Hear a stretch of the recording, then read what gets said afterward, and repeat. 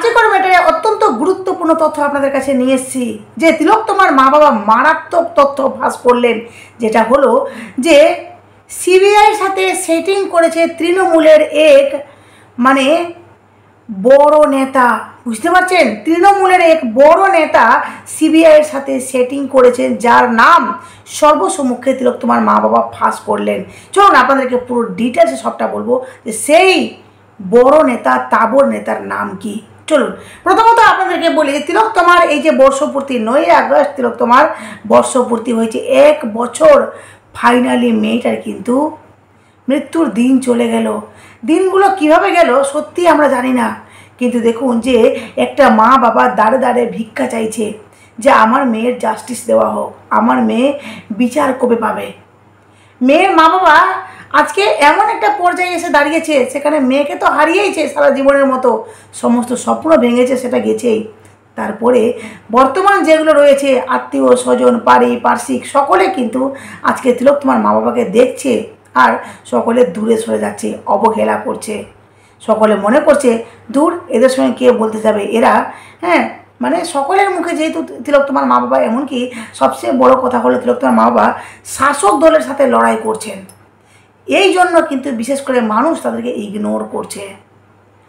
তো যেখানে নবান্ন অভিযানে ডাক দেওয়া হয়েছিল তিলোত্তমার মা বাবা, নবান্ন অভিযান, সেখানে মানে এই যে তিলোত্তমার বর্ষপূর্তিতে নবান্ন অভিযান করেছেন, যেখানে মমতা বন্দ্যোপাধ্যায় মানে ওই যে সৈন্যবাহিনী ব্যারিকেড লাগিয়ে কিন্তু নবান্ন অভিযানটাকে আটকে দিয়েছেন, পুরো ভেস্তে গেছে। তারই মাঝখানে আমরা শুনেছি যে নবান্ন অভিযানে সেখানে পুলিশ কিন্তু তিলোত্তমার মা বাবাকে মারধর করেছিল।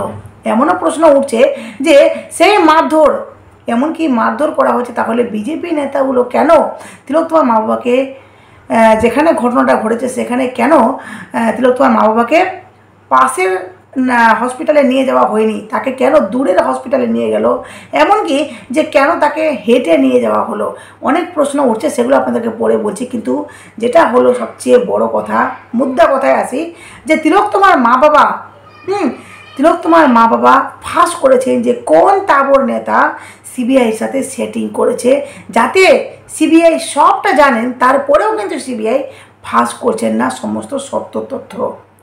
তো আপনাদেরকে পুরো ডিটেলসে বলছি, একটু মনোযোগ দিয়ে শুনুন, অনেক কিছু আপনারা জানতে পারবেন বন্ধুরা। তিলোত্তমার মা বাবা বলছেন আর আমরা ভয় করব না, এবার সব কথা সর্বসম্মুখে বলবো, যার জন্য ফাঁস করেছেন। তিলোত্তমার মা বাবা বলছেন অভয়ার মৃত্যুর মানে আসল ঘটনাটা বলি আপনাদের। অভয়ার মৃত্যুর 1 বছর পর পরিবারের ডাকা নবান্ন অভিযান ঘিরে জারি রাজনৈতিক তরজা। শনিবার বিজেপি নেতাদের সঙ্গে আন্দোলনে সামিল হয়ে অপ্রীতিকর পরিস্থিতির মধ্যে পড়তে হয়েছিল অভয়ার পরিবারকে। পার্ক স্ট্রিটে পুলিশি ব্যারিকেড পেরোতে গিয়ে আহত হন অভয়ার মা। যেখানে অভয়ার মা দাবি করছেন যে আমাকে পিঠে মারা হয়েছে, আমার মানে হাতে আঘাত লেগেছে, হাতে আমার শাঁখা বেড়ে গেছে, এমনকি যে এমনভাবে আঘাত করা হয়েছে, তিলোত্তমার মা বাবা প্রচুর আঘাত পেয়েছেন পিঠে। তো তার আহত হওয়ায় একটি ভিডিও ভাইরাল হয়েছে, তিলোত্তমার মা বাবা যে আহত হয়েছেন মা, সেখানে কিন্তু একটি ভিডিও ভাইরাল অবধি হয়েছে, যা নাকি কুণাল ঘোষের মাধ্যমে হাতে পেয়েছেন অভয়ার মা মানে বাবা। বলছেন যে যেই ভিডিওটি ভাইরাল হয়েছে সেই ভিডিওটি কুণাল ঘোষের মাধ্যমে ওনার হাতে পেয়েছেন অভয়ার বাবা। তারপর তিনি সংবাদ মাধ্যমে অভিযোগ করেছেন কুণাল ঘোষ মানে কুণাল ঘোষের কথা, তৃণমূল নেতা কুণাল ঘোষের কথা বলেছেন যে কুণাল ঘোষ গিয়ে সেটেলমেন্ট করেছে সিজিওতে। বুঝতে পারছেন, তাদের আন্দোলনের প্রতি সহমর্মিতা জানিয়ে এবার তার উদ্দেশ্যে কড়া বার্তা দিলেন তৃণমূলের অন্যতম রাজ্য সাধারণ সম্পাদক কুণাল ঘোষ। কুণাল ঘোষও কিন্তু চুপচাপ থাকেননি, উনিও কিন্তু পাল্টা বার দিয়েছেন, মানে পাল্টা জবাব দিয়েছেন। সোশ্যাল মিডিয়ায় তার বক্তব্য, আপনার প্রতি সম্মান সহমর্মিতা রেখেই বলছি, সিবিআই নিয়ে আমাকে জড়িয়ে এসব মিথ্যাচার হলো ঠান্ডা মাথার অপরাধমূলক অপপ্রচার।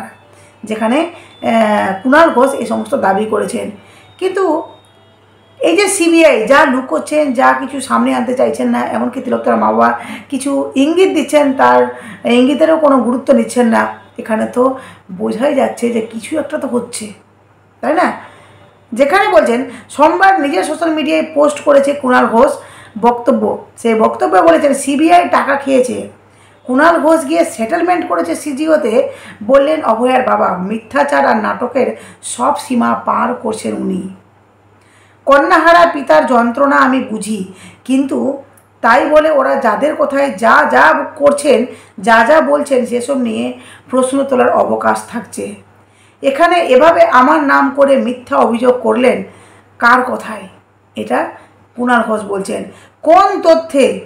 আমার নিজেরই 2টো সিবিআই মামলা চলছে, আমি আইনে লড়াই করছি, আর আমি যাব অভয়া মামলা সেটেলমেন্ট করতে? হ্যাঁ, আর সিবিআই এসব করবে? বলছে সিবিআই কি এসব আমার কথাই করবে? সবাই জানে সিবিআইকে নিয়ন্ত্রণ করছে বিজেপি, যেহেতু কেন্দ্রের, হ্যাঁ, তো বলা হচ্ছে সবাই জানে সিবিআইকে নিয়ন্ত্রণ করছে বিজেপি। উনি আবার তাদের সঙ্গে নবান্ন অভিযানে যান।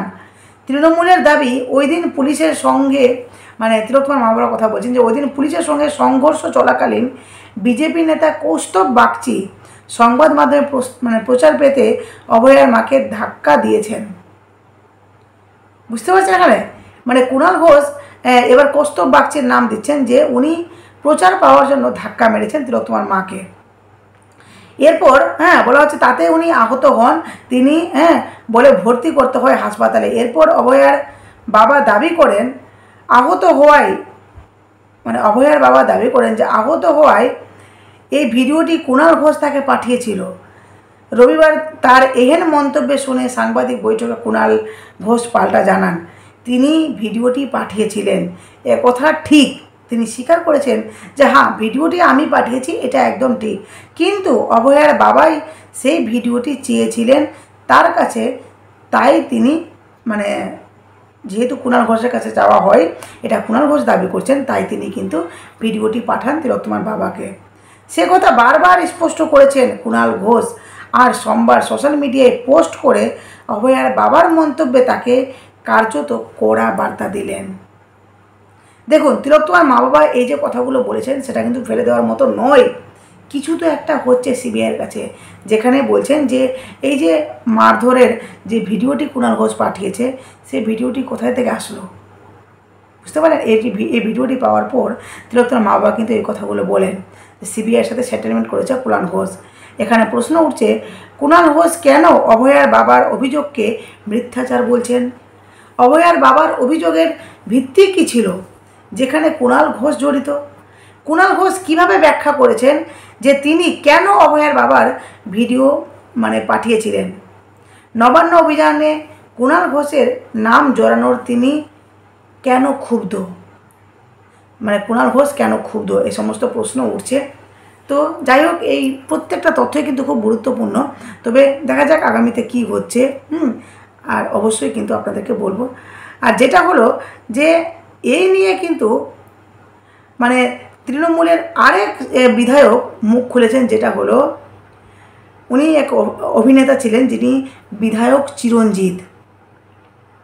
আরজিকর কাণ্ডে সব দোষী ধরা পড়েনি বলে নিজের মত প্রকাশ করলেন তৃণমূল বিধায়ক চিরঞ্জিত চক্রবর্তী।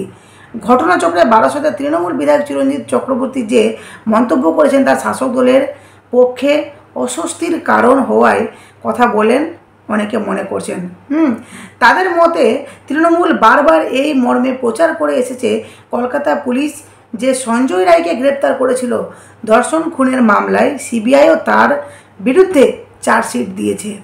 অবশেষে সঞ্জয়ই দোষী সাব্যস্ত হয়েছে নিম্ন আদালতে। সঞ্জয়ের সাজা ঘোষণা হয়েছে অপরাধের ভিত্তিতে। অর্থাৎ কলকাতা পুলিশ যে পথে এগিয়েছিল, সিবিআইও সেই পথেই তদন্ত করছে, সেই পথেই কিন্তু সেই ততদূর অবধি এগিয়েছে। এটা কিন্তু তৃণমূলের সেই বিধায়ক বলেন। সে জায়গায় দাঁড়িয়ে চিরঞ্জিতের মতো দলের মতের সঙ্গে মেলে না। বলা হচ্ছে চিরঞ্জিত এই যে বিধায়ক যে মত দিয়েছেন, সেই মত কিন্তু দলের মতের সাথে মিলে না। বিধায়কের মন্তব্যের প্রেক্ষিতে তৃণমূল মুখপাত্র তথা দলের রাজ্য সম্পাদক কুণাল ঘোষ বলেন, উনি একজন দায়িত্বশীল নাগরিক, বিশিষ্ট অভিনেতা। এই মনে হওয়ার পিছনে 2টো কারণ থাকতে পারে। 1, ওর কাছে তথ্য আছে। 2, উনি কারো মুখ থেকে শুনে বলছেন। যাই হয়ে থাকুক, ওর উচিত সিবিআই অফিসে গিয়ে এটা বলে আসা, বিবৃতি দিয়ে বিভ্রান্তি ছড়ানোর কোনো মানে নেই। বারাসতে একটি রক্তদান শিবিরে গিয়ে আরজি কর কাণ্ডের তদন্ত নিয়ে মুখ খুলেছেন চিরঞ্জিত। তাকে প্রশ্ন করা হয়েছিল, আপনি কি মনে বলছেন আপনি কি মনে করেন, আপনার কি মনে হয় এই বিষয়ে দোষীরা ধরা পড়েনি? জবাবে বিধায়ক বলেন, না মনে হয় না তো। মানে বলছেন যে মনে হয় না দোষীরা ধরা পড়েছে, আমারও মনে হয় না। হ্যাঁ, বলছে যে সবারই মনে হয় না, আমারই শুধু মনে হয় না তা কিন্তু নয়, সবারই মনে হয় না। সিবিআই চোখ বন্ধ করে আছে, কেন্দ্রীয় সরকার কি করছে? আরজি কর কাণ্ডে আরও অনেকে জড়িত বলে দীর্ঘদিন ধরেই দাবি করে আসছে নির্যাতিতার মা বাবা।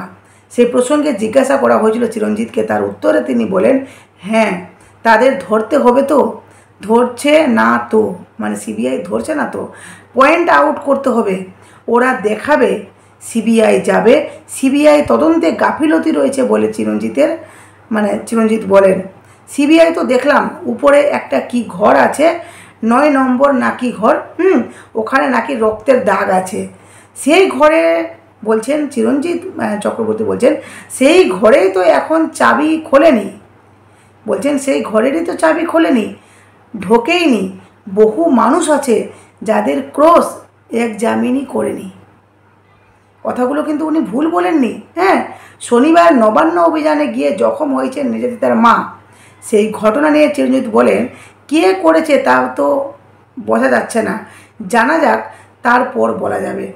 তবে যারা তবে যারা নিয়ে গিয়েছিল তারা নিরাপত্তা দেওয়া তাদের উচিত ছিল, তারা নিরাপত্তা দিতে পারেনি।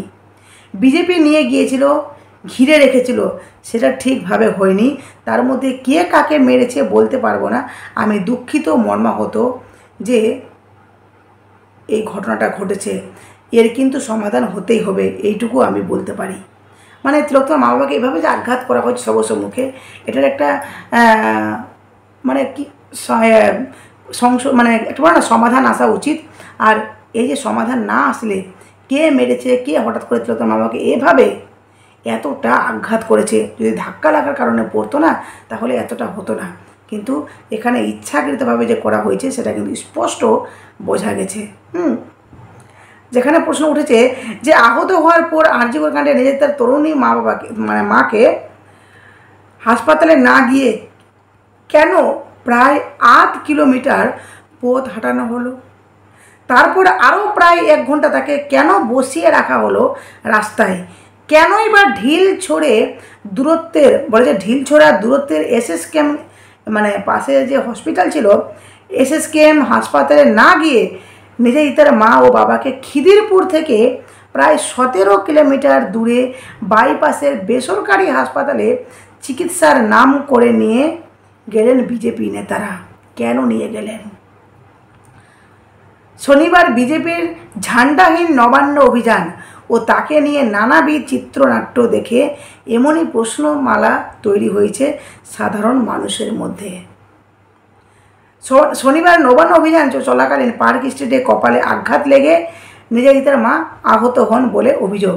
নবান্ন অভিযান নিয়ে তদন্ত শুরুর পর পুলিশের পক্ষ থেকে এই বিষয়ে প্রশ্ন তুলে তার ভিত্তিতে খোঁজখবর নেওয়া শুরু হয়েছে। পুলিশের সূত্র জানিয়েছে, এমন কোনো ফুটেজ মিলেনি যাতে দেখা যাচ্ছে পুলিশ নির্যাতিতার মা বাবাকে আঘাত করেছে, বরং আন্দোলনের নামে ধাক্কাধাক্কির সময় কোনোভাবে বিজেপি নেতা ও কর্মীদের হাতে ধরা প্ল্যাকার্ড বা পতাকার আহত পুলিশ কর্মীদের দেখতে ডান্ডার আঘাতে তিনি আহত হন। এটা বলা হচ্ছে যে পুলিশ অন্যদিকে সামলাতে গিয়ে তার ডান্ডার আঘাতে আহত হন, এমন সম্ভাবনায় দেখছে পুলিশ। আবার গণ্ডগোলের সময় পিছন থেকে বিজেপির কোনো নেতা বা কর্মী ধাক্কায় গার্ড রেলে তার মাথা ঢুকে যায়, এমনও সম্ভাবনা পুলিশ উড়িয়ে দিচ্ছে না। শনিবার ঘটনাস্থলে উপস্থিত ঘটনাবলীর উপর নজরদারি রাখা বিভিন্ন মহল থেকে অভিযোগ উঠেছে যে বিজেপির মূল লক্ষ্য ছিল নির্যাতিতার মা বাবাকে সামনে রেখে প্রচার করা। এটা বিজেপির নামে ছড়ানো হচ্ছে যে বিজেপি অ্যাকচুয়ালি তিলোত্তমার মা বাবা ওনাদেরকে ব্যবহার করা হয়েছে শুধুমাত্র বিজেপি নিজেদের প্রচারের জন্য। সে কারণে নির্যাতিতার মা আহত হয়েছেন ও তার কপালে লেগেছে, সেখানেও আঘাত লেগেছে। আহত মাকে কেন হাঁটানো হলো এই প্রশ্নের পাশাপাশি তিনি আহত হওয়ার পরও কেন বিজেপি নেতা কর্মীরা তাকে কোনো হাসপাতালে নিয়ে যাননি বা প্রাথমিক চিকিৎসারও ব্যবস্থা করেননি তা কিন্তু সন্দেহের। উল্টে অভিযোগ উঠেছে কৌস্তব বাগচি ও অন্য কয়েকজন বিজেপি নেতা কর্মী এই অবস্থায় নিজেদের মা ও বাবাকে প্রথমে পার্ক স্ট্রিট থেকে গাড়ি করে ফোর্ট উইলিয়াম সাউথ গেটের কাছে নিয়ে যান। আহত বলে দাবি করার পরও সেখান থেকে তারা নিজেদের মাকে খিদিরপুর রোড ধরে হাঁটিয়ে নিয়ে যান। নবান্ন অভিযান উপলক্ষে সেখানে ব্যারিকেড তৈরি করেছিল পুলিশ। সেখানে প্রখর রৌদ্রে রাস্তার উপর তিলোত্তমার মা বাবাকে প্রায় 1 ঘন্টা বসিয়ে রাখে বিজেপি, কিন্তু কেন? এই সমস্ত প্রশ্ন উঠেছে। যাই হোক, আগামীতে কী হচ্ছে অবশ্যই আপনাদেরকে বলবো। তবে এইটুকু আপনাদেরকে বলি, তিলোত্তমার মা বাবা এবার কিন্তু আর মুখ বন্ধ করবেন না। ওনারা ভেবে নিয়েছেন যে আমাদের আর কিছু নেই, চাওয়া পাওয়া কিছু নেই, এবার যা হবে দেখা যাবে। যাই হোক, এখানে প্রতিবেদন শেষ করলাম। অবশ্যই আপনাদের মূল্যবান মতামত কমেন্ট বক্সে দেবেন। নতুন থাকলে চ্যানেলটি সাবস্ক্রাইব করে নোটিফিকেশন হবে, পাশে থাকবেন। টাটা।